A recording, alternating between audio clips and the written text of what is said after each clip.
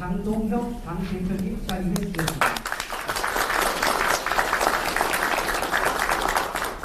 서은석 원내대표님 자리해 주셨습니다. 반갑습니다.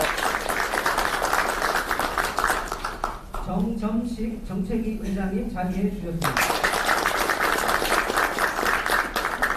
이이자 재정경제기획위원장님 자리해 주셨습니다.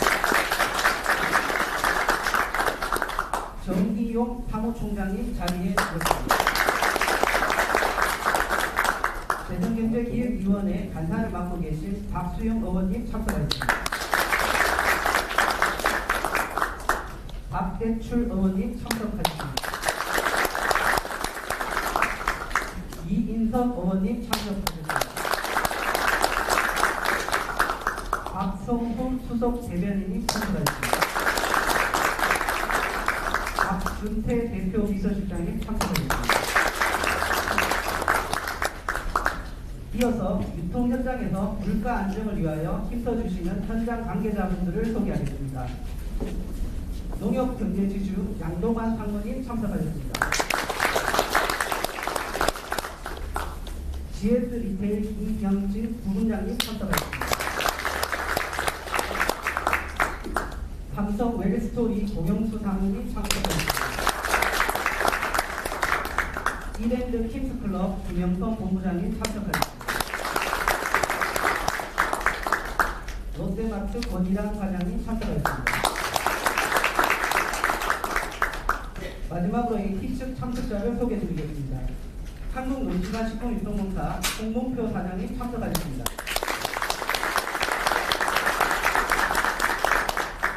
전종화 상임감사님 참석하셨습니다.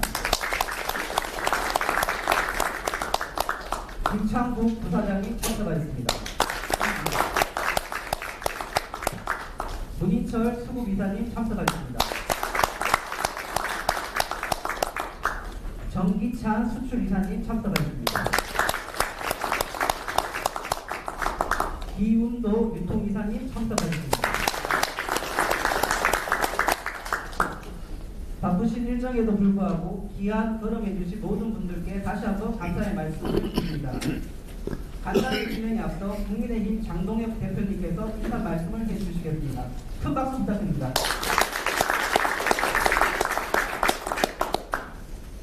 여러분 반갑습니다. 이렇게 귀한 간담회 열 수 있도록 협조해 주신 홍문표 AT 사장님 감사드립니다. 그리고 간담회 함께 해주신 모든 관계자 여러분께 감사드립니다. 우리 서민들은 하루하루 평범한 밥상에서 행복을 느낍니다. 고물가는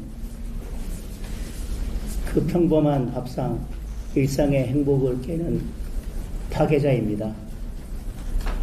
그래서 물가는 삶의 질을 평가하는 척도가 된다고 할 것입니다.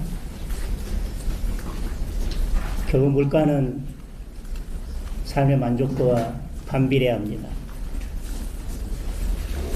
경제 유기체에 있어서 고물가는 만병의 근원입니다. 경제 유기체에게는 고물가는 모든 합병증의 원인입니다. 이런 고물가의 원인 중에 하나는 현금, 쿠폰 이런 것들이 시장에 너무 많이 풀리는 것이 고물가의 큰 원인이 될 것입니다. 이렇게 물가가 우리 서민들의 일상의 삶을 위협하고 있는데도 불구하고 계속해서 현금을 살포하는 것은 당뇨 환자에게 설탕물만 먹이는 것과 같다고 할 것입니다. 조금 전에 저희들이 하나로마트 매장을 다녀왔습니다. 달걀은 한 판에 10,000원이 넘어가고 있었습니다. 특별 할인을 한 가격이 7,000원을 넘어섰습니다. 사과는 작년에 비해서 20% 이상 가격이 상승해 있었습니다. 농수산물 가격 안정에 있어서 가장 중요한 것은 수급 안정일 것입니다. 땀 흘려 노력한 생산자들은 제값을 받을 수 있도록 수급을 조정하고, 또 우리 서민들은 장바구니 물가가 무겁지 않도록, 그래서 일상의 평범한 밥상을 지켜낼 수 있도록 정부가 노력하는 것이 그 핵심일 것입니다. 이제 명절이 다가오고 있습니다. 그 어느 때보다 수급 안정을 통해서 우리 서민들의 물가를 안정시키는 것이 중요하다고 할 것입니다. 또 물가 안정에 있어서 중요한 것은 유통 구조를 개혁하는 것입니다. 오늘 함께 해주신 우리 AT 관계자 여러분들께서 그 중요한 역할을 하고 계신데, 이번 명절에서도 수급 안정이 잘 돼서 서민들이 정말 넉넉한 명절을 보낼 수 있도록 함께 노력해 주셨으면 좋겠습니다.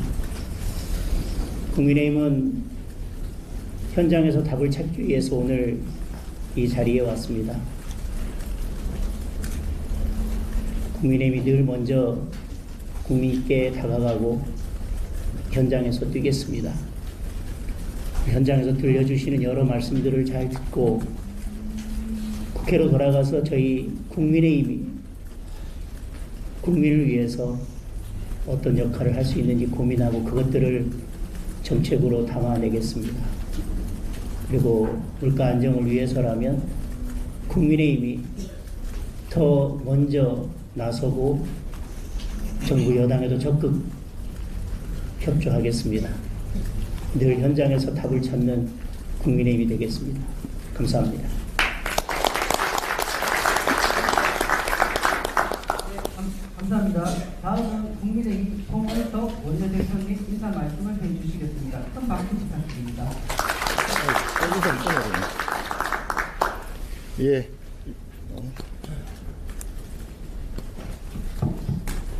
네, 반갑습니다. 국민의힘 원내대표 송은석입니다.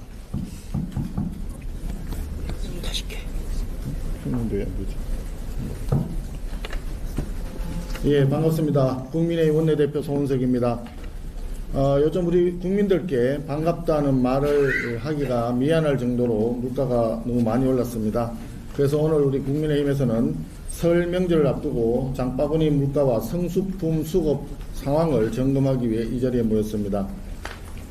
숫자를 보니까 지난 12월 기준으로 소비자 물가가 전년 동월 대비 2.3% 올랐는데 생활 물가는 2.8%, 그중에 식품은 3.3% 올랐다고 합니다. 농산물을 따로 떼어서 봤더니 쌀값이 제일 많이 올랐네요. 1년 전보다 10% 가까이 상승을 했고, 작년 하반기 10월 달에 20kg 기준으로 했을 때 66,000원대까지 치솟았습니다. 사실 명절을 앞두고 쌀과 제수용품을 비롯해서 식재료 가격이 올라가면 그 부담은 고스란히 서민들 몫이 될 것입니다. 근데 물가 상승이 여기서 그쳤으면 좋겠는데 상황은 그렇게 녹록지 않은 것 같습니다.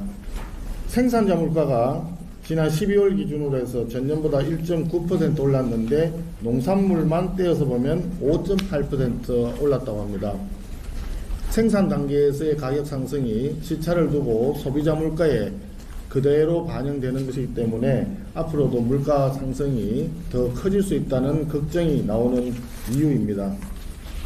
그런데 이러한 어려움 속에 이 흐름이 이재명 정부에서 경제정책을 제대로 했느냐, 이런 논쟁이 중심에 있는 것 같습니다. 조금 전에 장동혁 당대표께서도 언급을 했지만 소비 쿠폰식으로 무리하게 포퓰리즘 정책을 지속하게 되면 필연코 돈이 많이 풀리고 그것이 물가 상승을 계속 부추길 수밖에 없는 구조입니다.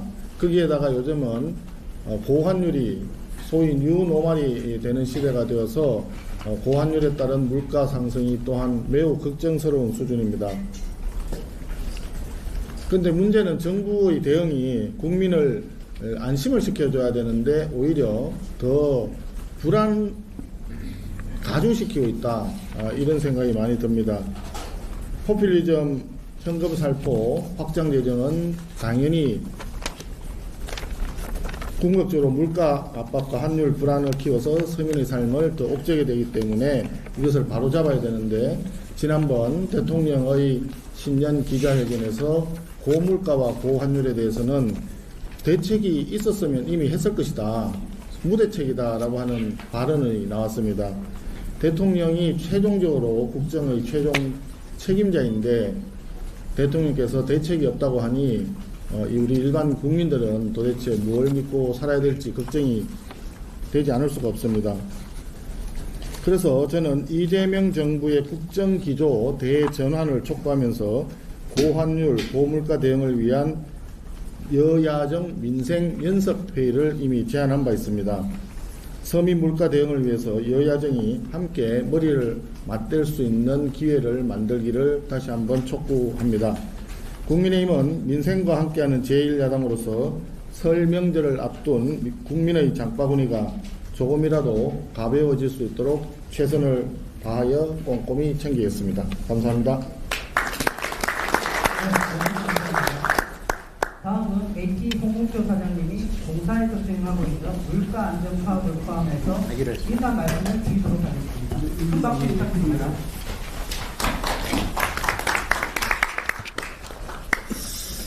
네, 저도 준비된 그 인사말이 있습니다만은 그건 참고하시고, 앞에서 우리 정책위원장님, 임미자 위원장이 생략하시기 때문에 간단히 몇 가지만 말씀을 드리겠습니다. 현장에서 답을 찾겠다고 이 어려운 여건에서 장동혁 대표님이 오신 데 대해서 진심으로 감사를 드리고 고맙다는 말씀을 드립니다. 또 송원석 원내대표님, 정정식 정책위장님, 정의용 사무총장님, 그리고 우리 9분의 의원님들에게 한 분 한 분 진심으로 감사와 고맙다는 말씀을 드리겠습니다. 저희들은 말단 공사로서 이 국민이 먹고 사는 소위 먹을거리 생산을 어떻게 해서 유통을 어떻게 할 것이냐, 여기 중간에 놓여 있는 유통공사입니다. 그래서 여러 가지 어려운 애로점이 있지만은 사명감을 가지고 최선을 다하고 있다는 말씀을 드리고, 자세한 것은 제 옆에 있는 수급이사 문인철 이사께서 말씀을 자세히 보고를 드리는 것을 보고, 저는 정책적인 제안의 말씀을 우리 제1야당 대표님과 모든 분들 오셨기 때문에 말씀을 드리고자 합니다. 첫째는 우리 농어촌의 농어민들, 축산인들은 이 기후변화의 직격탄을 맞고 있습니다. 그런데 이 기후변화에 대해서는 큰 테마만 있지, 죄송합니다만 국회도 정부도 강론은 없습니다. 그런데 저희들이 좀 모자랍니다만 작년 8월부터 TF팀, 기후변화 TF팀을 가동해서 7가지 아젠다를 만들어 갖고 5가지는 국회에서 공청회를 했습니다. 전문인들을 모시고, 나머지 2가지는 2월 3일에 마치게 되면은 이것을 좀 더 양당의 많은 정당에 말씀을 드려서 정책으로 입안하는데 최선을 다하는 것이 우리 공사가 할 일이다 해서 그 준비를 하고 있다는 말씀을 드리겠습니다.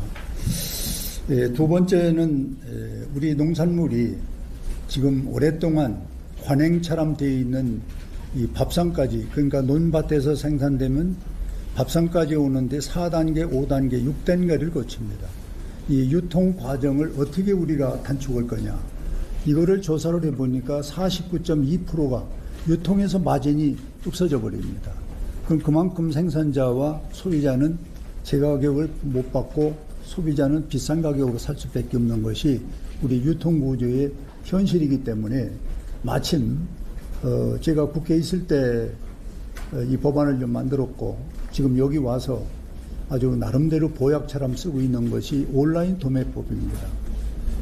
모든 도매 상거래는 제한된 시간 속에서 이루어지는데, 이 온라인은 24시간 풀로 상거래를 할 수가 있다는 장점 때문에 2년밖에 안 됐는데 1조 2천억의 매출을 했습니다. 아마 한국 역사상 단일 정책이 1조 2천억을 온 것은 이게 처음입니다. 이것을 좀 더 체계적으로 국가가 또 정부가 활성화하면은 더 많은 농촌 농민들에게 수익이 올라가고 또 수요자는 저렴한 가격으로 살 수 있지 않겠냐 해서 여기에 대한 대안을 집중적으로 더욱 노력을 하고 있다는 보고에 말씀을 드리겠습니다. 여기에 대안에 또 하나가 있다면 직거래 장터를 개선하는 겁니다. 이제는 농촌 농민들이 생산된 농산물을 논과 밭에 놓고 앱에 올리고 SNS에 올려서 내가 이러이런 농산물을 생산했으니 필요한 사람은 와서 사가라. 그러면은 필요한 사람이 농촌에 가서 사가는 이러한 우리가 제도를 완전히 개혁을 해서 바꾼다면은 농촌 농민들이 농산물 생산해서 서울로 도시로 팔기 위해서 국어로 이거를 마트로 그리고 호텔로 찾아다니면 팔 필요가 없습니다. 생산자는 이제 앉아서 파는 그리고 필요한 사람은 농촌 현지에 가서 사가는 이러한 직거래 장터를 작년에 우리가 23군데를 했는데 아주 많은 각광을 받았습니다. 올해는 여기 삼성 웰스토리가 와 있고 SK, 카카오 이런 것과 우리가 MOU 체결을 했기 때문에 이제 좋은 물건만 있으면은 얼마든지 필요한 사람들이 이런 분들을 모시고 가서 살 수 있는 이런 제도를 좀 확대해서 정착을 시켰으면 좋겠다는 여러분들에게 보고를 드리고요. 마지막으로 이제 K푸드, 한국 농산물이 지금 세계화가 되어 있는 게 틀림없거든요. 지금 유엔이 193개 나라인데 우리가 208개 나라에 수출을 하고 있습니다. 유엔보다 더 큰 나라에 한국 농산물이 수출된다는 것은 아마 이 좁은 땅에서 이거야말로 세계적인 하나의 새로운 정책인데 이것을 이제 저는 이렇게 의원님들에게 보고를 드립니다. 우리가 반도체 갖고 먹고 살았다면은 반도체는 이제 한계가 있습니다. 이제 농산물을 208개의 나라에 수출하는 것처럼 잘만 우리가 가공하고 식품으로 더 발전시켜서 우리가 이제 국가가 좀 이 부분에 더 지향을 해주면은 저는 반도체 그리고 농산물 수출 두 양축으로 대한민국 수출의 기본을 만들어 간다면은 국가 이익이 더 많이 있지 않겠냐 하는 생각을 가지고 있습니다. 이제 여기에 우리는 개념의 생각을 한번 해봤습니다. 수출, 단순 수출이 아니라 이제는 한국 식품 영토를 확장하는 것이 수출이다. 이렇게 저희들은 개념 정리를 해서 많은 나름대로 캠페인을 하고 있습니다만은 아직 작은 공사고 능력이 부족해서 큰 효과를 못 봅니다만은 한국 농산물 식품, 한국 식품 영토를 확장하는 것이다. 이렇게 저는 좀 우리가 캠페인을 해서 국민도 또 수출 않는 사람도 농사 짓는 사람들이 중요한 어떤 대접을 받을 수 있는 이러한 우리가 캠페인도 필요하지 않느냐 해서 이런 것들 몇 가지를 우리가 정책적으로 진행을 하고 있고 앞으로 의원님들이 도와주시면은 이것이 정책화되고 이것이 법과 제도가 만들어지면은 더 큰 대한민국의 산업으로 발전할 수 있지 않겠냐 이렇게 감히 생각을 가지고 준비하고 있다는 보고를 드리겠습니다. 대표님 감사합니다. 우리 의장님 임미자 의원님이 처음에 오시기로 했다가 이렇게 우리 공사 역사에 이런 경사가 없습니다. 참으로 감사하다는 말씀 드립니다.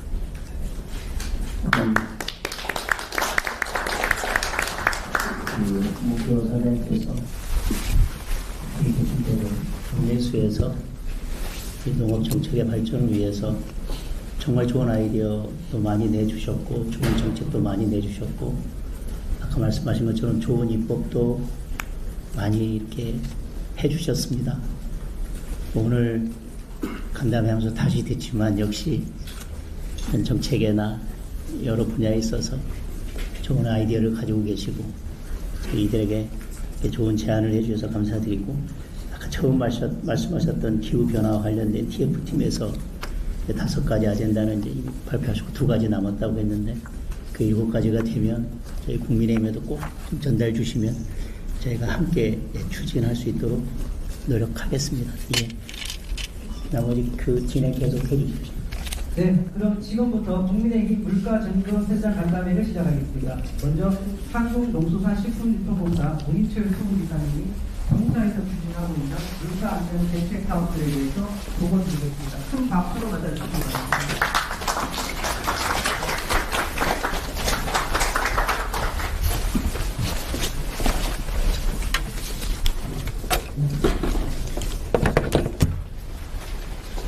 반갑습니다. 수구비사 문인철입니다.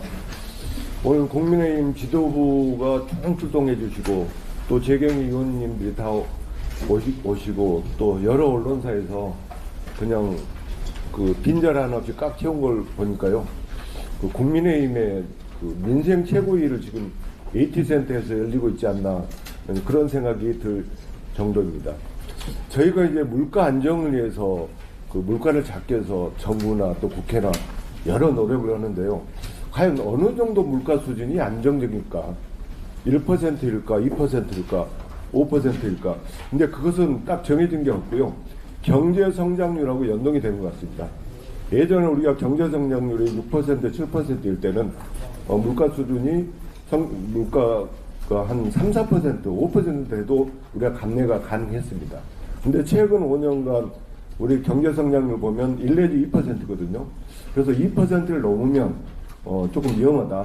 그런데 또 1% 정도면 좀 안정적이다. 그렇게 평가하지 않는가 싶습니다. 그것은 물가를 무조건 잡으면요. 경제가 성장이 안 되거든요. 그리고 양면적인 부분이 있어서 무조건 낮추는 게 좋은 것은 아니다. 정말 물가가 제로라면은 경제 성장 오히려 마이너스가 될 수 있는 이제 그런 요소가 강합니다. 그래서 이제 우리가 물가 지수를 많이 보면 소비자 물가 지수를 보는데 농산물이 소비자 물가 지수에서 차지하는 비중은 한 4%밖에 안 됩니다. 그래서 물가에 크게 반영은 안 되는데 근데 그 물가가 높다면 야당 입장에서는 정부나 여당이 실정이다 해가지고 비판을 하고 또 여당은 또 이제 아니다. 경제 성장을 더 할 수 있다. 이제 여러 가지로 이렇게 반박을 하고 그럽니다. 근데 여야 똑같이 신경 쓰는 게요. 바로 이 농산물 가격입니다. 장바구니 물가라도 하고 밥상 물가로도 하는데 이것은 저희가 매일 접어잖아요. 매 끼니마다 접어고 보고 있기 때문에 그 이 실물적인 민감도가 제일 높습니다. 그래서 그 정부나 국회나 이 농산물 가격에 대해서는 제일로 그 신경을 쓰고 노력을 하지 않나 싶습니다. 바로 농산물 가격을 또 담당하는 것이 그 저희 AT의 또한 역할입니다. 그 물가 부분에서 그 발표를 해드리겠습니다. 이제 설이 곧 다가오는데요. 설 성수품 중심으로 말씀드리겠습니다. 대상 품목은 10개입니다. 배추, 무, 사과, 배는 그 농산물에 해당이 되는데 AT와 저희 AT와 농협에서 담당을 하고요. 소고기, 돼지고기, 닭고기, 계란은 축산물로서 한우, 한돈, 양기협회에서 담당을 합니다. 그리고 밤, 대추, 임산물은 산림조합 중앙회 및 협회에서 담당해서 이제 그 이걸 물가를 어떻게 할까? 또 오르면은 또 어떻게 할까? 또 과잉 생산됐을 때는 어떻게 할까? 과소 생산됐을 때는 어떻게 할까? 이제 거기에 대해서 대책을 만드는 게 각 그 관리 기관들의 그 역할이라고 볼 수 있겠습니다. 저희가 이제 관련으로 보면은 가격 민감 품목 수매 비축 8개가 해당이 됩니다. 배추, 무 해가지고 감자까지 되고요. 그리고 국영무역 수입 비축은 4개 항목이 됩니다. 그래서 8개하고 4개하고 그럼 12개 항목밖에 안 되는데 가끔 이제 외부에서 질문이 옵니다. 야, 사고 파동이 났는데 금사과가 됐는데 AT 어떻게 이러고 있어? 또 어떤 때로 시금치가 너무 오르면 또 시금치는 어떻게 관리돼? 그런데 저희가 사실 그건 관리하지 않고요. 여기 있는 12개만 하고 있는데 일부 분들이 또 소비자들이 저희가 많이 관리하고 있다고 생각하는 것은 이렇게 민감한 품목이기 때문에 다 이렇게 AT에서 하는구나 그렇게 생각을 하고 있는 것 같습니다. 그리고 신선란을 지난주 금요일하고 오늘 2차분까지 해서 224만 개가 미국으로부터 수입이 됐는데요. 사실 축산물에 해당이 되기 때문에 저희 몫은 아닙니다만은 수입과 또 유통을 이렇게 잘 AT가 잘하니까 급할 때는 AT를 찾아서 이제 저희가 이제 그것을 담당하고 있습니다. 비축물자 방출 확대를 통한 가격 안정을 추진하는데요. 사실 민감 품목이랄지 농산물이 아까 사장님도 강조하셨지만 기후 변화에 아주 취약하고 또 자연환경에 따라서 들쭉날쭉합니다. 그래서 내일 수확된다 해도 오늘 가늠이 안 되는 경우가 많습니다. 그래서 시장에만 맡겨두면은 그냥 시장 실패가 되고 또 그렇게 되면은 거의 수입산이 우리 밥상을 다 차지하게 됩니다. 그래서 식량 안보 차원에서 저희가 이제 정부나 저희 AT가 개입을 할 수밖에 없죠. 그래서 너무 과잉생됐다 하면은 그게 우리가 다룬 품목이면은 이제 수매를 했다가 이제 가격이 또 너무 오른다면은 또 그 방출해서 시장에 내놓고 그런 역할을 할 수가 있습니다. 그 사과 파동이 날 때나 배 파동이 날 때는 저희가 손을 놓고 있는데요. 그건 저희가 담당하는 품목이 아니기 때문에 그렇습니다. 만약 정부가 사과고 배도 AT가 담당해라 그러면 저희는 언제든지 할 수 있는 자세가 되어 있다는 것을 말씀드립니다. 그래서 배추, 무는 지금 좀 안정적인 상황이고요. 그리고 양파가 조금 괜찮습니다만은 저기에 양파 보면은 설 명절 전후와 단경기 수급 안정적인 전망인데 단경기라는 표현은 그 어느 작물이 수확을 했다가 그 다음 수확이 될 때까지 그 빈 공간, 예, 그 기간을 말합니다. 그래서 그때는 가격이 좀 불안정일 수 있는데요. 그때는 또 저희 AT가 나서가지고 물건을 내놓는다 그렇게 말씀을 드리겠습니다. 마늘도 지금 조금 산지 가격 상승 추세인데요. 추세를 봐가면서 저희가 그 가격 조절 기능을 하도록 하겠습니다. 그리고 이제 할인 지원 사업을 저게 올해 예산은 400억 원인데요. 2020년부터 시작을 했습니다. 그때 코로나 이후에 너무 그 소비가 안 되고 또 여러 가지 막 가격만 오르고 그렇게 해서 그 2020년부터 시작해서 지금 올해까지 해서 이제 2006번째 하고 있는데요. 1월 29일 내일부터 시작해서 그 설 다음 날인 2월 18일까지 21일간 합니다. 그래서 그 밥상머리에 필요한 물품은 대부분 포함이 된다 보면 되겠습니다. 그래서 그 유통 그리고 그 전에는 대형마트 좀 편의성 대형마트에 주면은 빨리빨리 되고 또 결과도 빨리빨리 나오고 그런 측면이 있었는데 중소마트가 너무 또 우리가 안 되고 있다 해서 중소마트나 또 재래시장에도 지금은 골고루 배정하고 가고 있습니다. 그리고 이 할인 사업은 구매처는 전국에 12,000개가 되겠는데요. 이제 세 가지 상황이 되겠습니다. 할인 지원, 대형, 소형, 중형 마트에서 그대로 그냥 물건을 사면은 자동적으로 할인해서 나옵니다. 그리고 전통시장에서는 상품권을 환급해가지고 이렇게 나오고요. 그리고 농활 상품권은 모바일 상품권인데 따로 이제 다운을 받아가지고 저걸로 그 물건을 살 수 있는 할인 제도라고 할 수 있겠습니다. 그리고 정보는 돈인데요. 이렇게 여러 가지를 하고 있어도 소비자들이 국민들이 모르면은 그게 또 퍼지질 않거든요. 그래서 그 설이 가까우니까 차례상, 차림비용이 얼마인가. 물론 각 집안마다 차례상의 그 품목은 다 다르고 지역마다 다르고 또 어떤 집은 차를 지는 집 있고 안 지는 집이 있는데 그리고 또 저걸 조사하는 기간이 한 20군데나 됩니다. 그래서 차례 비용이 나는 차례를 안 지내니까 차례상 비용은 의미가 없어. 그 차원이 아니라 저는 어떤 물품이 있을 때 과연 물가 상승이 얼마나 됐는지 차례상 그 품목들이 어떻게 됐는지 이제 그걸 일관되게 보는 관계인데요. 2024년에는 그 품목이 한 19만 원이었고 작년에는 20만 원이었습니다. 올해는 2월 10일 날 이제 조사를 해가지고 공표를 하면은 그 가정에서나 또 필요하신 분들이 거기에 맞춰서 하지 않을까. 또 여기 계신 분들이 그런 부분은 또 많은 보도를 해주기 때문에 그 소비자들이 이제 그 정보를 가지고 좀 자기가 유리한 대로 하지 않을까, 이제 소비를 하지 않을까 생각합니다. 그리고 그 YTN 여기 뭐 지금 나오고 계시는데요. YTN에 매주 월요일날 10시에 이제 저희 그 가격 정보를 제공하고 있습니다. 그래서 시청자, 이제 청취자들이 듣고 어느 지역에서 얼마구나, 또 가격이 올랐구나, 내렸구나, 그걸 듣고 이제 판단하는 이제 중요한 정보가 되겠습니다. 네. 그리고 아까 말씀드렸다시피 계란은 저희 품목이 아닌데 그 이번에 또 해가지고 제가 자세히 말씀드리면 말이 너무 길어지니까 혹시 이따가 의원님들께서 질문을 주시면 그 기회 때 다시 말씀드리도록 하겠습니다. 어쨌든 저희 AT는 물가 안정을 위해서 또 농산물 가격 안정을 위해서 그리고 농가 소득 증대를 위해서 열심히 일하겠습니다. 감사합니다.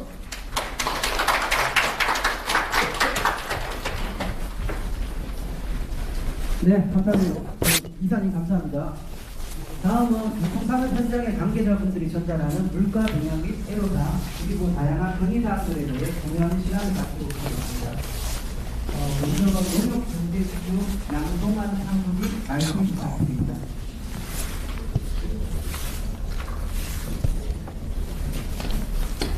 네, 반갑습니다. 경기지점 마트사업을 담당하고 있는 양동환 상무입니다. 현재 수행연도 앞두고 물가 안정 점검에 대해서 함께해 주시는 국민의 당국인과 의원님께 너무 감사드립니다. 저희 사실 농협은 생산자 단체이기 때문에 농업인들의 농업 소득 증대를 위해서 나름 최선을 다하고 있습니다. 그래서 지금 저희들이 중점적으로 추진하고 있는 게 고령화된 농업인들이 좀 더 편리하고 안정적으로 영농에 종사하실 수 있도록 보급형 스마트팜을 지금 많이 보급하려고 노력하고 있습니다. 그래서 아마 농가당 한 1,200만 원 정도가 소요되는데 저희들 국비 일부 지원하고 농협에서도 부담하고 해서 농업인들이 좀 더 영농에 종사하시는데 좀 수월하도록 그렇게 집중 지원하고 있는데 앞으로도 우리 국민의힘 의원님께서도 정부 예산을 좀 많이 좀 배정해 주신다면은 저희 농업인들이 많이 좀 도움이 되겠다는 부탁 말씀을 드리겠습니다.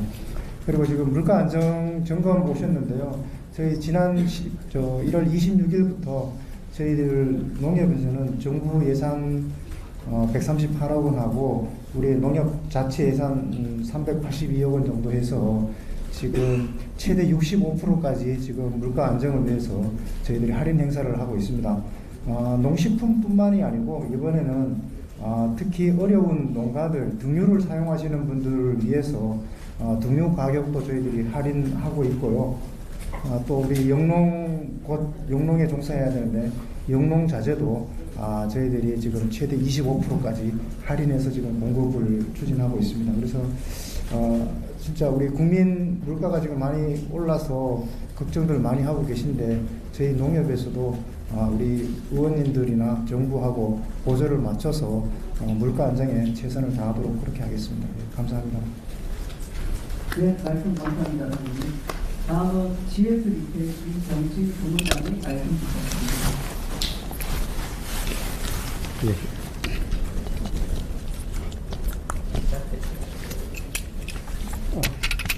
안녕하십니까. GS 리테일의 슈퍼사업부에서 상품 구매 맡고 있는 김경진 상무입니다. 먼저 이렇게 좋은 자리에 초대해 주셔서 감사드리고요. 또 저희 현장의 의견을 많이 들어주셔서 또 그 감사한 마음도 좀 전달드립니다.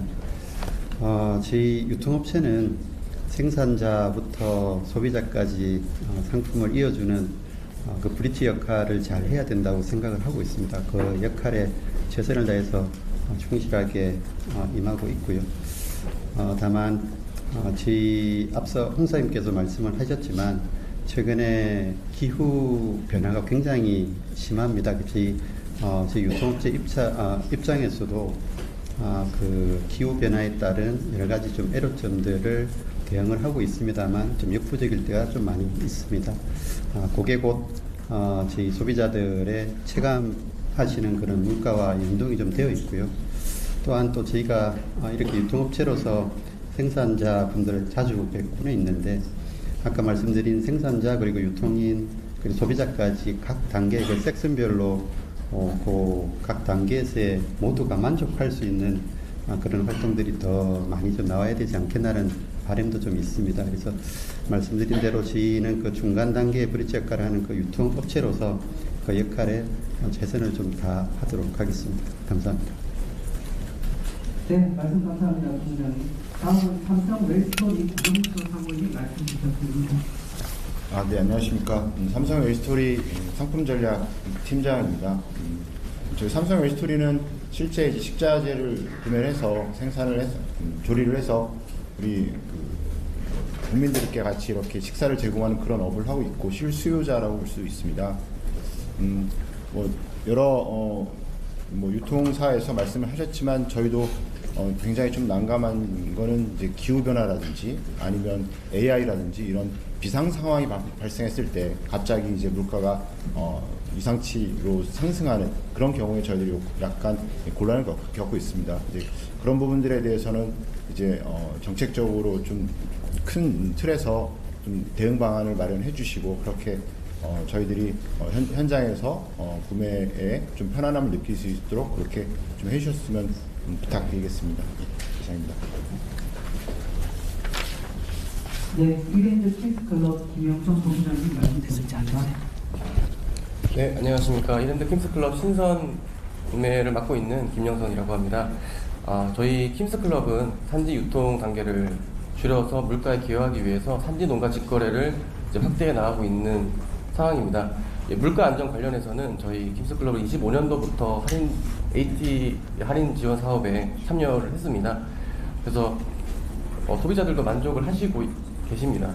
요청드리는 부분은 이 할인 지원 사업에 대해서도 이제 지속성이 중요한 것 같습니다. 중간에 끊어지지 않고 계속해서 소비자들에게 할인할 수 있게 지원해 주시면 저희 유통에서도 현장에서도 소비자들에게 많이 홍보하고 이제 저희가 직거래를 하고 있다 보니 이제 농가 구매도 많이 늘려서 농가 소득도 기여할 수 있도록 좀 기여하도록 하겠습니다. 감사합니다. 네, 롯데마트 권일랑 사장님 말씀 부탁드립니다. 네, 안녕하십니까. 저는 롯데마트 채소팀의 권일환입니다. 먼저 중요한 자리에 이렇게 참석하게 돼서 좀 책임감을 많이 느끼고 있고, 그다음에 오늘 이렇게 공유해주신 내용들 내부적으로 전달해서 좀 더 다양한 물가 안정을 위한 활동들을 이어갈 수 있도록 하겠습니다. 저희 롯데마트는 물론 이제 제가 채소팀이기 때문에 채소나 뭐 농산물에 한정돼서 말씀드리자면 이렇게 스크래치거나 아니면은 이제 작거나 스크래치가 있어서 산지에서 이제 매명받던 원물들을 저희는 이제 상생 상품화해서 판매함으로써 이제 농가를 좀 더 지원하고 그다음에 더불어서 소비자분들께서 체감할 수 있는 가격을 낮출 수 있는 활동들을 다양하게 이어가고 있습니다. 그리고 뭐 아까 말씀하신 것처럼 유통 단계 축소 이런 차원에서도 포장이 필요 없는 상품들은 무포장을 한다든지 여러 가지 원가를 낮출 수 있는 활동들을 통해서 소비자분들께서 체감할 수 있는 가격을 낮추는 다양한 활동들을 하고 있고 앞으로도 여러 가지 이제 원가 절감, 그다음에 소비자 체감 물가 줄일 수 있는 방안들을 강구해서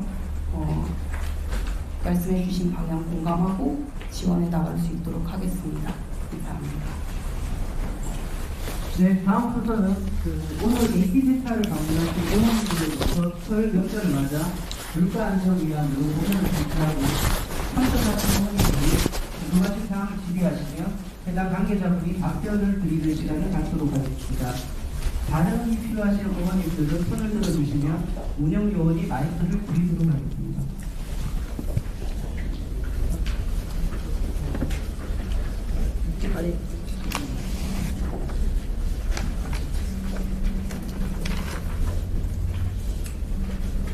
제가 좀 궁금한 것은 민철 부부장님께서 설명하실 때 우리 신선장에서 공급가가 4,950원으로 이렇게 돼 있더라고요. 보니까 30개에.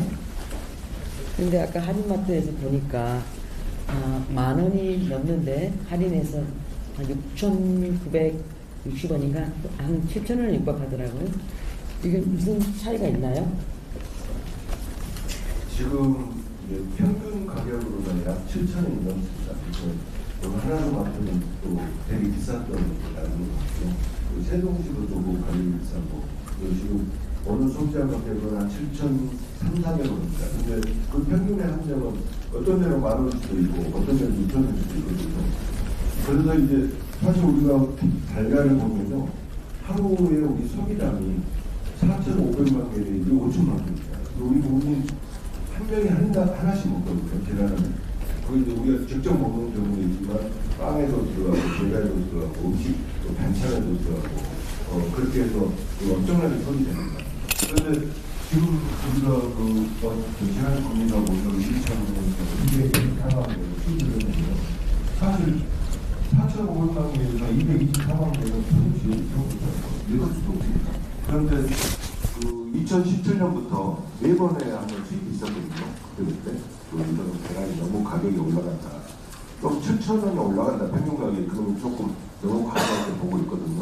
근데 그 정도의 또 효과가 있냐면 양계농에서는 우리가 빨리 안 내놓으면 정부에서 또 수익을 더 내버리겠구나. 그렇게 보는 경향이 있습니다. 그래서 또 안 내놓으니까 2019년에는 3억 개까지 수입을 한 적이 있습니다. 그래서 네 번째까지 지난 과정을 더 보면은 대부분 달달 가격이 안정으로 들어갔습니다. 그래서 이번에도 안정으로 갈까 안 갈까 시간이 가봐야겠지만 그래도 안정이 안 되면은 또 몇백만 개를 또 몇억 개를 수입을 해야지만 소비자들이 정말 적정 가격으로 주지. 안 그러면 달걀 소비 반대 운동까지 해버리면 나중에 계란 산업이 정상화됐을 때 정말 또 소비자가 줄어들어 버리면 양계농도 그게 꼭 좋은 일은 아니거든요. 그래서 지금 이제 시장과는 조금 다르다. 근데 이걸 설 전에 풀면은 어떻게 될지는 이제 좀 시장 상황을 봐야겠죠. 달걀 같은 경우에는 국민식품이기 때문에 이 부분에 대해서 제가 그럼 지금 현재 공급가가 한 5,000원 정도가 적당하다는 건가요? 근데 2017년에는 9,000원까지 가가지고 이제 수익을 해가지고 7,000원까지 떨어졌는데요. 근데 그 이후로 계속 한 6,000원대가 되고 있습니다. 근데 저는 문득 그런 생각이 들더라고요. 2017년이면 거의 9년 전인데 9년 전 가격이 7,000원인데 지금 7,000원인 게 온당한가? 너무 계란 생산 원리라든지 삐를 주는 게 아닌가? 그런 면도 있을 수 있지만 농식품부와 또 기관에서 많이 지원도 해주고요. 그리고 그동안 또 생산할 수 있는 생산력이 많이 커졌습니다. 그래서 보통 한 7,000원 대만 움직이면은 또 안정적인 가격이다 이렇게 보고 있습니다. 잘 알겠습니다.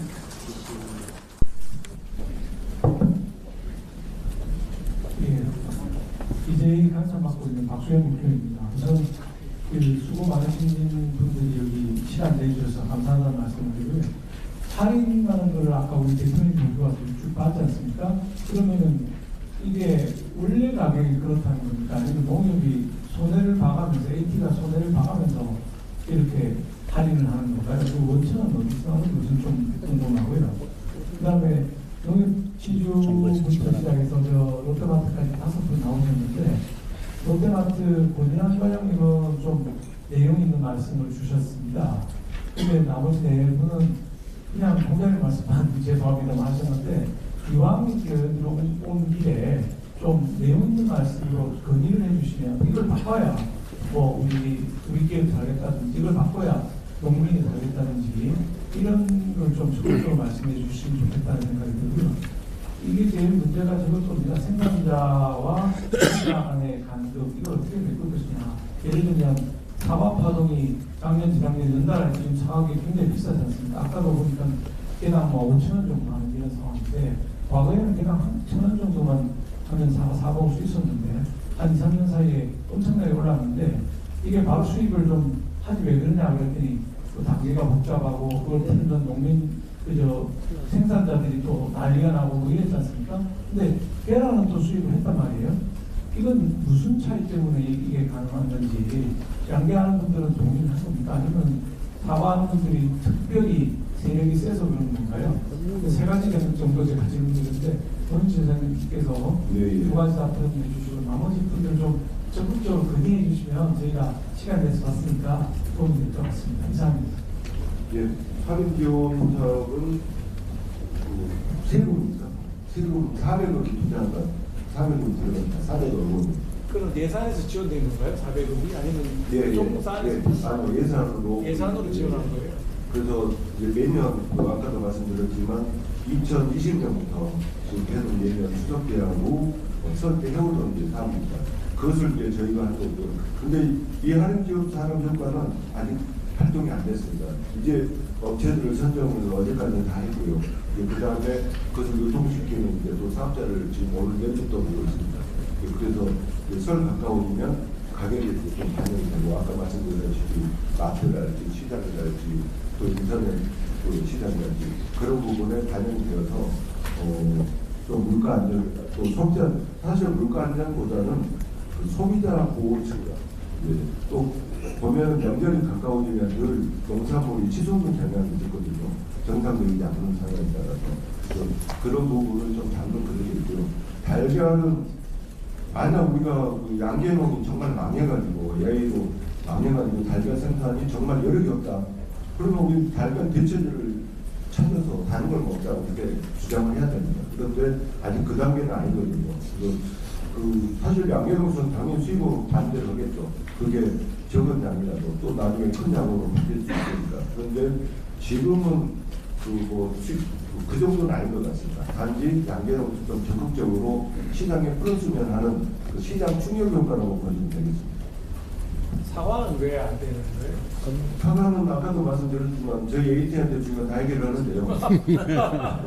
근데 재작년에 사과 파동이 났는데요. 그때는 생산량이 30%가 그 기후변화 때문에 30%가 줄었습니다. 그러면 가격이 오르면 사실 우리가 물건을 덜 사 먹어야 되거든요. 그런데 내가 사과 사 먹으면 편도 안 돼? 근데 오히려 소비는 30%가 늘어버렸어요. 그래서 이제 제가 많은 처리하면은 정비학에서는 가격이 오른데 더 사버린다 그러면 설명이 안 되니까 깊이 있는 경비한테 이른다가지고 깊이라고 부르거든요. 정상적이지 않다 이것은. 근데 그때는 30%가 생산량이 떨어졌는데 30%가 더 사버리니까 그 사과 파동이 날 수밖에 없었고요. 그 이후로는 조금 두근두근 이상이지만 지금까지는 조금 적절하게 지금 가고 있는 중입니다. ATM 맡으면 어떻게 해결하십니까? 그건 비밀입니다.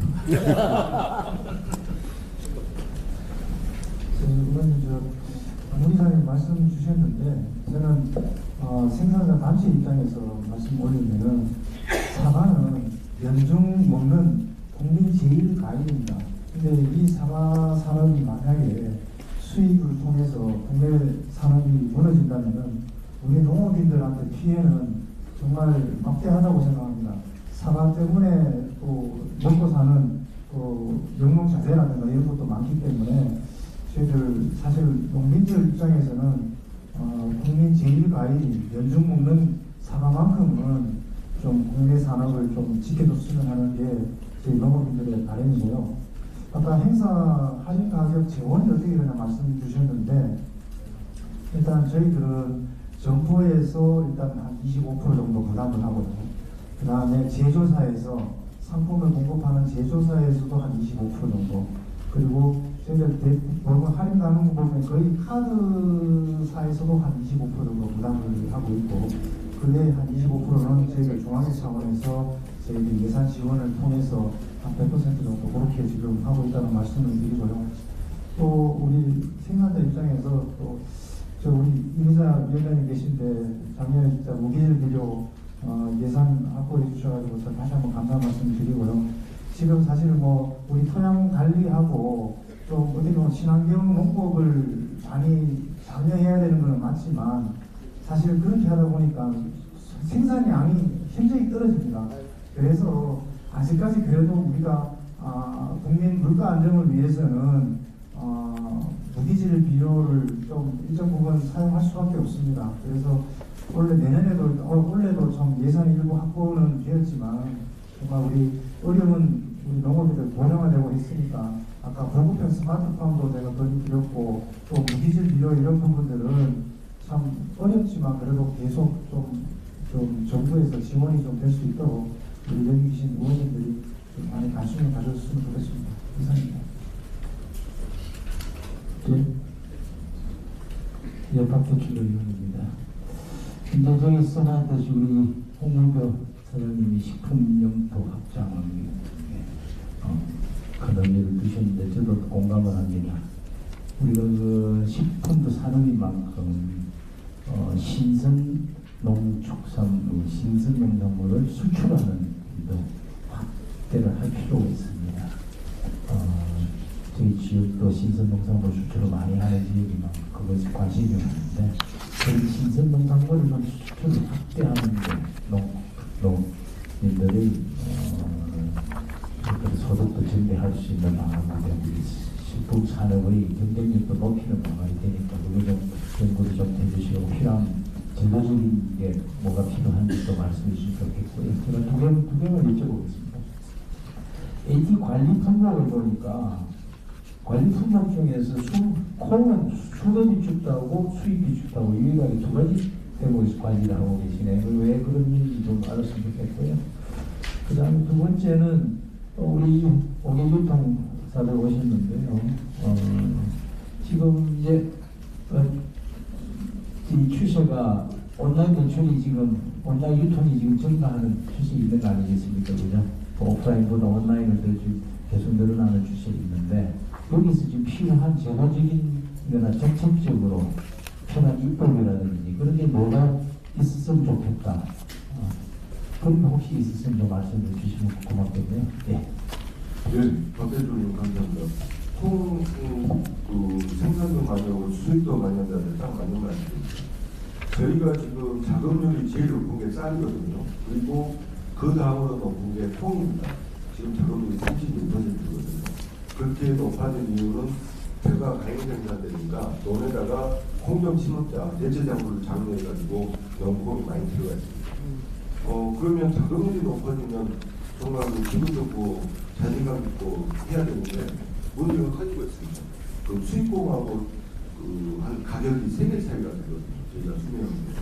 그렇다고 그것을 참고 지금 계속 쌓아놓고 있는데 그것을 어떻게 버릴 수도 없고요. 그래서 농지통부도 거기를 많이 하고 있고 저희도 하고 있고 그리고 어제 우리 콩도 담당 단장이 농부랑 회의도 갔는데 그 2월까지는 한 3만 톤 정도로 빨리 체결할 수 있는 방법을 찾았습니다.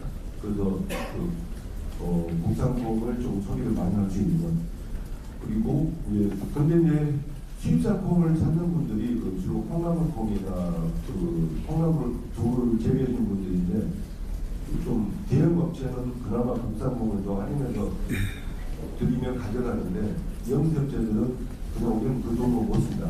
그래도 계속 수입콩만 찾습니다. 그래서 국산콩을 장려하려고 오면은 또 와서 대모으고 몸이 축이나고 해가지고 그래서 그 부분도 저희가 강조할 수가 없어서 물론 저희가 다 한 건 아니지만 그 부분도 해가지고 국산콩 활성화시키는 방안을 지난번 우리 사장님이 또 주최를 하셔가지고 콩 소비 방안을 지난 5일에 공천을 했습니다. 그때 좀 가만히 나왔고요. 그런 부분은 여튼 좀 하나씩 해결을 하려고 합니다.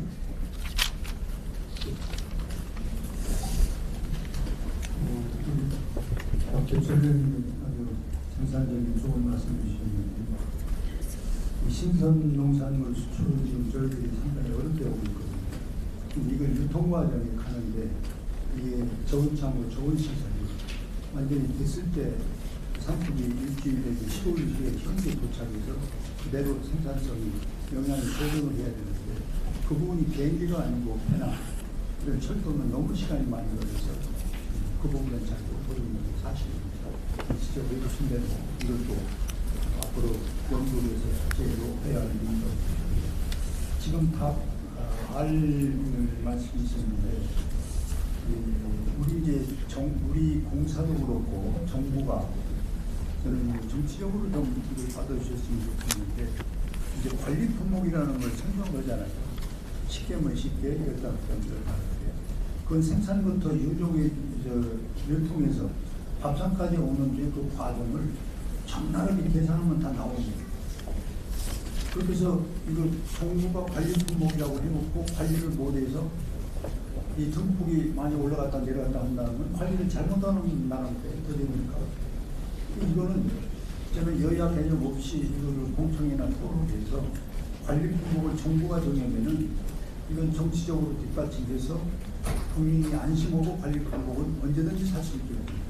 그렇게 관리해주는 시스템이 마련돼야 되는데 그게 지금 솔직히 안 되고 있거든요. 여기 지금 5분의 일선에서 수고하시는 분들 계신데 아까 의원님이 지적한 대로 제가 볼 때는 상당 부분 털어놓지 않고 그냥 의대적인 얘기만 해서 오늘 맥이 좀 빠지는 것 같습니다. 여러분들이 얘기를 해주셔야 돼요. 콩 문제만 해도 여기서 사용하는 분들이 계실 텐데 이 국산콩 사용은 잘 안 하거든요. 외국산 콩이 3분의 1, 2분의 1로 싸니까 이 재료로 쓰는 데는 그 외국산 콩을 쓸 수밖에 없는 거예요. 그러면 이 콩을 어떻게 소비할 것이냐. 이게 이제 뭐 여야를 떠나서 이걸 하나의 아젠다로 놓고 연구를 해야 되거든요. 콩을 뭐 많이 쓰는 사람에게는 뭐 어떤 부가가치를 더 준다든지, 그러면은 외국 비싼 콩 안 쓰고 국내 콩을 쓸 거 아닙니까? 이게 뭔가 새로운 어떤 제도를 만들어 놓고 우리가 콩을 좀 사용하자 해야 되는데, 저는 이게 좀 농담입니다만은 제가 국회에 있을 때 쌀은 지금 우리나라가 105% 생산하지 않습니까? 그래서 쌀 과잉되니까 쌀 과잉을 막기 위해서 타작물 재보호를 제가 만들어 거예요.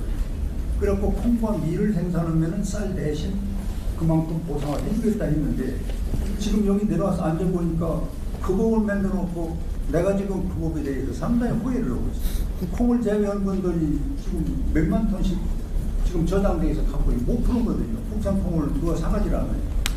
그래서 저는 이거는 정부에도 권유를 했습니다만은 오늘 모처럼 이렇게 어려운 걸음 주신 우리 제1야당의 당 대표님을 비롯한 여러분들께서 하나의 정책적인, 지난번에 우리 이인선 의원님이 오셔갖고 콩 산업 발전에 대해서 끝까지 계셔서 참 감사하는 말씀을 드립니다. 그래서 저는 오늘 소비를 하시는 여기 5분의 대표들이 오셨기 때문에 좀 우리가 고민했던 이야기를, 우리 공사가 얘기하는 건 50%라면은 이분들께서 얘기하면 100%거든요. 이렇게 해서 좀 우리 의원님들이 좀 여기 와서 숙제를 안무가게 여러분들 좀 얘기를 해주셔야 되는데 너무 정확하게 얘기해서 우리가 주최원 입장에서 좀 맥이 빠지는 그런 기분인데, 어쨌든 저희들이 뭐 한다고 하시면은 이게 뭐 참 국가 공사라는 게 한계가 있습니다. 그래서 저는 끝으로 한 말씀 드린다면은 5개월 전에는 미국에서 계란이 파동이 나가지고 한국서 보내달라고 그래갖고 우리 먹는 것도 부족은 어떻게 보내냐 해갖고 그쪽 일부만 좀 보냈거든요. 그런데 거꾸로 이제 우리가 지금 모자라갖고 미국서 지금 224만 리터 긴급 우리가 수송을 했지 않습니까? 이게 결과는 기후변화입니다. 산란계와 육계가 있는데, 산란계가 기후가 17도에서 25도로 올라가면은 이게 이틀에 한 번이나 3일에 한 번 알을 낳거든요. 이런 데서 오는 것하고, 또 뜨거워서 이제 날이 뜨거워서 목에 이 알 낳는 닭이 이제 죽는 경우도 있고, 이제 이렇게 해서 우리가 차질이 생기는 거는 전혀 우리가 생각을 안 하고 그냥 막연하게 수출 왜 하느냐, 수입 왜 하느냐 이렇게만 해서는 안 된다. 그래서 저는 생산서부터 유통 과정까지 정부가 책임지는 정부 어떤 품목이라고 딱 선언하면은 책임지고 관리를 해줘야 된다고. 그래야 우리가 마음을 놓고 농사를 짓고 농산물 생산하지 않냐. 그래서 저분들 얘기 좀 더 들어봤으면 좋겠는데. 아니 우리가 야당이라고 말씀 안 하시는 거예요? 아니 이제 좀 여러분들 터놓고 나 얘기하세요. 아니 만나면 뭐 해달라 하는데 여기서 철저히 얘기를 하니까. 안녕하십니까. 방금 저희는 AT 농수산물 수급 관련해서는 의원님들께서 좀 궁금하시거나 혹은 또 정책적으로 필요하신 분들 AT에서 많이 제안을 하실 거라고 좀 알고 있습니다. 단지 저희는 이제 유통업체로서 좀 말씀을 드리고 싶은 건 아까 제가 앞서 말씀드린 기후 말씀을 좀 드렸는데요. 가장 관심이 많으신 물가를 어떻게 안정시킬 것이냐, 다르게 말하면 이제 소비자들이 구매하실 판매가를 어떻게 낮출까가 쟁점이지 않습니까? 그 판매가를 결정하는 것이 아까 말씀드린 기후 영향도 있습니다만 원가, 상품의 원가를 어떻게 낮출 수 있느냐가 가장 쟁점이거든요. 근데 이 상품의 원가를 결정하는 것이 상당히 많습니다. 신선식품만 하더라도 상품을 하나의 상품을 만들기 위한 생산에 들어간 각종 비용들이 그 원가에 굉장히 많이 영향을 미치는데, 아시는 것처럼 그 비용의 상당수가 임금입니다. 왜냐하면 농축수산이 굉장히 아직까지 노동집약적인 산업입니다. 실제 현장을 좀 방문을 해보면 아까 앞서도 누가 말씀을 하셨는데 지금 채소, 과일, 축산은 좀 약간 외식입니다만 수산까지 보면 모든 산지가 고령화되어 있습니다. 아직까지 스마트팜 얘기도 하시지만 국내에서 스마트팜이 성공한 사람이 그렇게 많지는 않습니다. 그건 여러 가지 아직까지 기술적인 한계가 있고요. 여전히 현장을 방문해 보면 직접 재배하시고 직접 약을 치시고 이런 여러 가지 인력적인 부분이 상당히 많고 그 부분을 원가에 상당히 많이 들어가는 부분이고 지금은 현장에서 어떤 말씀을 하시냐면 돈을 주고도 사람을 구할 수가 없다. 그래서 외국인 노동자를 많이 활용을 하십니다. 그런데 여전히 그분들의 말씀은 원하시는 만큼의 외국인 노동자도 수급이 안 된다. 그래서 이 부분에 대한 좀 더 고민이 굉장히 많은 것이 사실이고요. 또 실제 외국인 노동자들을 활용하시는 분들을 보면 예전에는 이제 국내 노동자들에 비해서 조금 비용적으로 좀 저렴하기 때문에 활용을 하셨다면 지금은 거의 죄송합니다. 가격은 말이 아니라 인건비적으로 거의 유사합니다. 그럼에도 불구하고 그 노동자들을 구하기가 힘든 게 현실이고 그로 인해서 더 많은 비용들을 들이면서까지도 이 생산하시는 분들이 비용을 들이고 있고 또 그렇지 않으면 생산을 포기하는 사례가 늘어납니다. 그러면 생산량이 줄어들기 때문에 당연히 가격은 오르게 되어 있습니다. 그래서 이 근본적인 이 돌아가는 시스템이라는 원리를 조금만 더 관심을 가져주시면 현장에서 뭐가 제 유통업체가 아니고 실제 생산하시는 분들의 애로사항이 뭔지를 조금만 더 들어주셨으면 하는 바람이 있습니다. 네, 말씀 고맙습니다. 억지로 하실 필요 없습니다. 예. 네. 제가 지금 현재는 저녁에 얘기위원회 위원장을 맡고 있습니다. 근데 여러분들께서 주시는 말씀들이 전부 다, 또, 제가 또 지역이 상주 문경 주시다 보니까 하시는 말씀이 저희 지역과 다 상관있습니다. 제가 제일 힘들었던 때가 뭐냐면 사과 파동이 일어났을 때 농민들은 사과 수입 절대 안 된다고 이미영 그러냐 그냥 발도 들여놓지 말아라 마시고 또 기자들은 저한테 사과값이 이렇게 천정부지런한데 수입해야 되는 거 아닙니까? 라고 하고 건전하게 풀어야 된다라고 얘기하고 아주 곤욕스럽더라고요. 그런 분들이. 그러나 그래도 또 아까 우리 식품 안보 이런 부분 저희 측면에서도 생각 안 할 수가 없습니다. 그래서 여러 가지 부분이 많고 콩도 우리 지역 문제고 사람 없는 사람을 구할 수 없고 인건비 높은 부분도 우리 지역에 대단되는 부분들인데 어쨌든 오늘 우리 홍문표 사장님께서 말씀하신 대로 기후 관련돼서 정책을 7가지를 준비 중이라고 말씀하시는데 제가 또 기후특위 위원이기도 합니다. 그래서 그런 내용들을 잘 정리해서 주시면 또 기재 재경이 위원장이기도 하기 때문에 다 연결되어 있기 때문에 그런 부분을 정리해서 주시면 적극적으로 국민의힘이 우리 농어민뿐만 아니고 축산업 분들에게 친구가 되어드리겠다는 말씀을 드리고 저는 이런 생각을 해봤습니다. 이번에 경북에 아주 산불이 굉장히 크게 났습니다. 산불이 굉장히 크게 났는데 산불 나는 다른 데를 보면서 조그마한 산이나 동해 앞산 같은 경우에는 솔직히 그런 산들이 서울에 한가운데 있다고 한다면 굉장히 좀 국민들 삶에 유용하지만 우리 동네는 그 동해 앞산이 그거 보겠다고 관광 오신 분도 안 계시고 그래서 저는 나지막한 산 이런 부분들은 좀 다 그냥 정리해서 스마트팜을 만들면 어떻겠느냐 이런 고민도 좀 해봤습니다만은 지금 이제 야당 입장에서는 그런 큰 프로젝트를 좀 할 수 있는 상황은 아닌데 여러 가지 고민들을 잘 해서 우리 위원님들과 상의해서 여러분들 친구가 되어드리겠습니다. 감사합니다.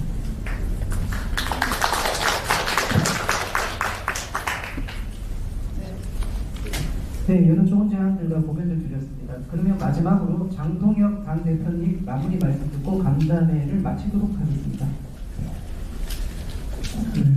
여러 말씀 주셨는데 그래도 저희들이 숙제를 몇 가지 안고 간 것 같습니다. 그리고 기후변화와 같은 장기적인 문제에 대해서 우리 정치권에서 해결해야 될 여러 가지 일들이 많이 있다. 말씀하신 것처럼 인건비 저감을 위해서 또 우리가 어떤 노력을 해야 되는지 여러 가지 저희들 고민을 그래서 아까 이 홍 부사님 말씀하셨던 것처럼 한국식품 영토 확장을 위해서 정치권도 함께 고민해야 되고 그런 지원을 위해서 우리가 함께 노력해야 되겠다는 생각도 아울러 하게 됐습니다.